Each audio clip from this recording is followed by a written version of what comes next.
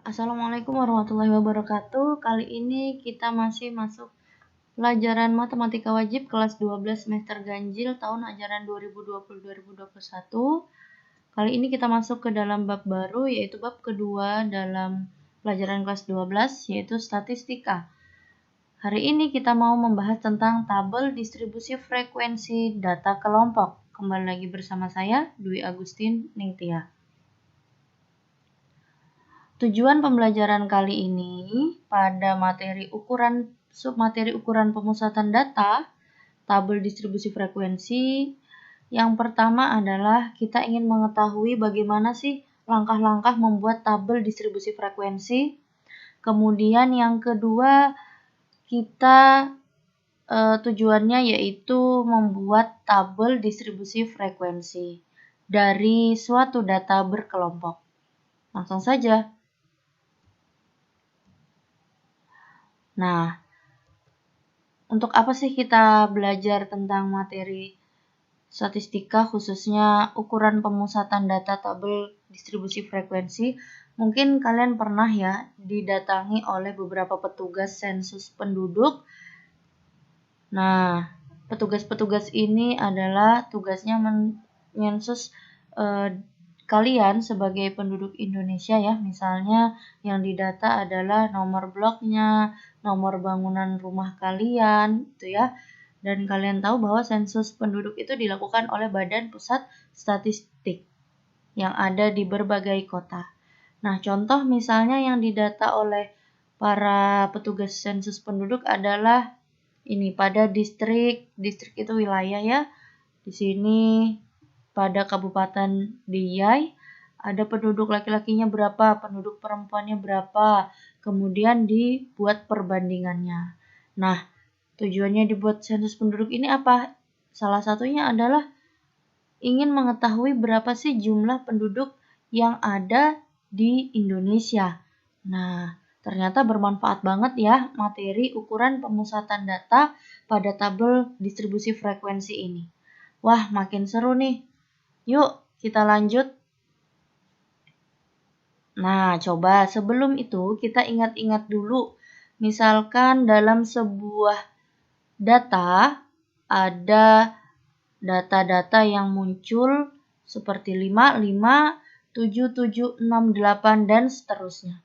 Coba kita ingat, ketika kita diperlihatkan data berikut, maka kita bisa menentukan data terbesar atau nilai terbesarnya adalah berapa? 9 ya. Jadi kalau kumpulan dari angka-angka itu namanya data. Sedangkan 5, 7, 7 itu disebut datum atau data tunggal.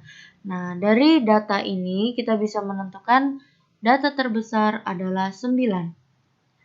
Kemudian kita juga bisa menentukan data terkecilnya yaitu 5.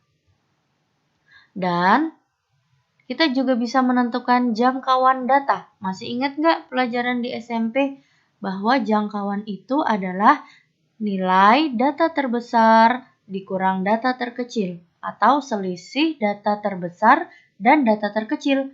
Sehingga tinggal kita kurangkan saja. 9 kurang 5 adalah 4. Nah, setelah itu yang perlu kita ingat yaitu adalah logaritma. Logaritma 100 itu sama saja dengan 2. Kok bisa? Ingat, ketika dia tidak disebut bilangan pokoknya, maka itu maksudnya adalah 10. Berarti 10 log 100 atau 10 log 10 pangkat 2. Maka didapatlah 2. Kemudian 2 log 8. 8 ini kita ubah menjadi 2 pangkat 3. Sehingga 2 log 2 dikali 3/1. Sehingga hasilnya adalah 3.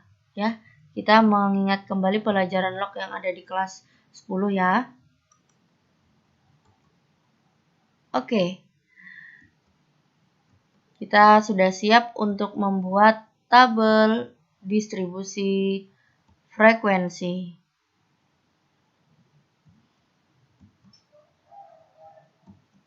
Market chop, mari kita coba. Misalkan dalam suatu data ulangan matematika dari 80 siswa SMA ITD HBS sebagai berikut ya. Ini ada 80 nilai dari ulangan matematika siswa SMA ITD HBS. Nah, yuk kita mulai untuk membuat tabel distribusi frekuensi sesuai dengan langkah-langkah berikut. Yang pertama, kita tentukan dulu jangkauan. Ingat tadi jangkauan rumusnya adalah nilai data terbesar dikurang nilai data terkecil.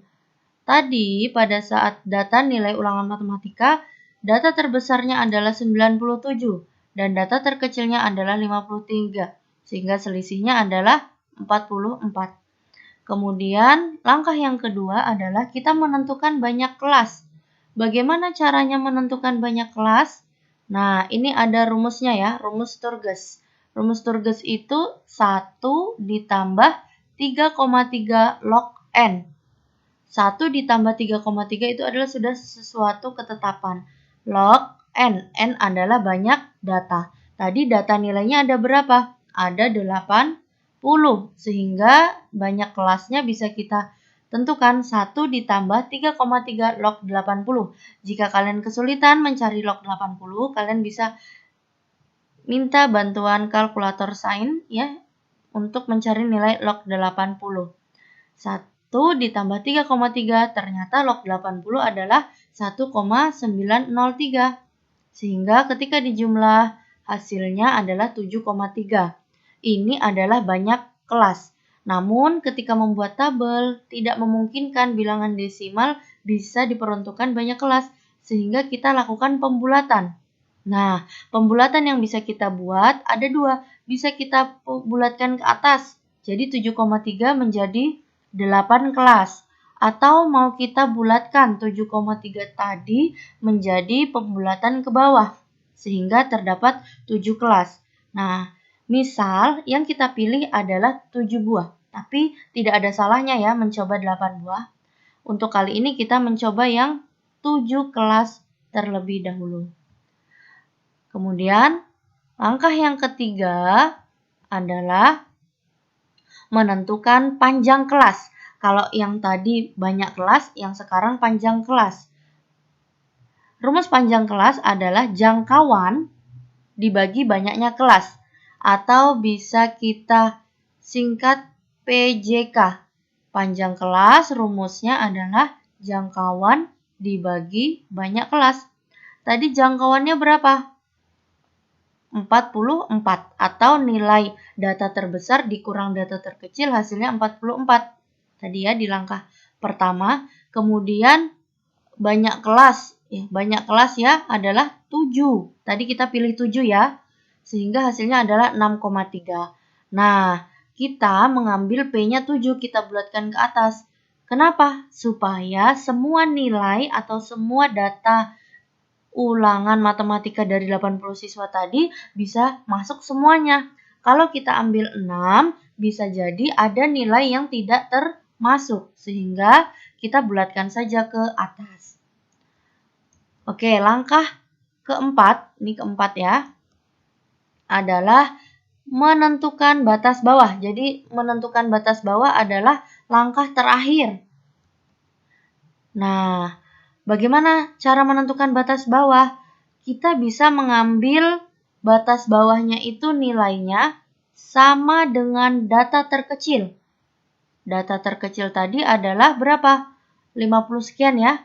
Atau bisa juga kita ambil dari nilai data yang lebih kecil dari data terkecil.